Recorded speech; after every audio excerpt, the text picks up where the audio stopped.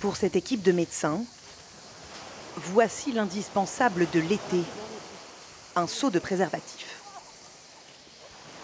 Bonjour mesdemoiselles, on est l'équipe du centre de dépistage et on passe sur la plage pour faire de la prévention sur le VIH, le virus du sida. Le sida, une épidémie encore loin d'être éradiquée. Chaque année, 6 000 nouvelles contaminations avec un pic en été. Est-ce que vous vous sentez un peu concerné? C'est le moment où la vigilance diminue. Il y a la chaleur, il y a le fait d'être en maillot de bain, un petit peu d'alcool parfois, les bars. C'est là qu'il peut y avoir aussi des petits débordements, des oublis de préservatifs. Et vous sortez couvert, vous mettez des préservatifs? Toujours. Mais l'un des jeunes hommes le reconnaît sans problème. Il n'utilise pas toujours de préservatif. Sur le coup, des fois, on n'y pense pas et voilà, ça se fait comme ça automatiquement. Et je pense pas trop au risque en fait, voilà, c'est ça. De jeunes adultes sans conscience des risques. Ces spécialistes de la prévention ont beau arpenter les plages du Var 2 fois par semaine. Ils ont le sentiment que le sida est banalisé. Ça nous interroge à chaque fois. On a parfois des petits moments de découragement, mais c'est très rapidement, on se reprend et on se dit à force d'explications, on y arrivera.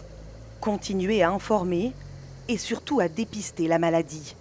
À bord de ce camping-car, les équipes médicales vont au contact des jeunes.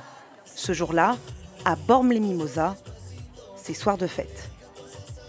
Et très vite, les premiers intéressés, comme cette jeune fille de 19 ans. Allez-y, asseyez-vous là.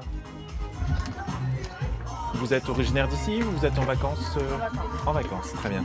Elle l'admet, jusqu'ici elle n'avait jamais pensé à se faire dépister. Je vais piquer le bout de votre majeur.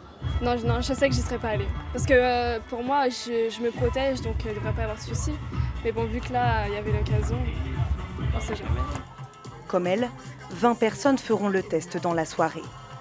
Des dépistages gratuits et anonymes qui sont aussi possibles dans certains hôpitaux, comme ici à Fréjus.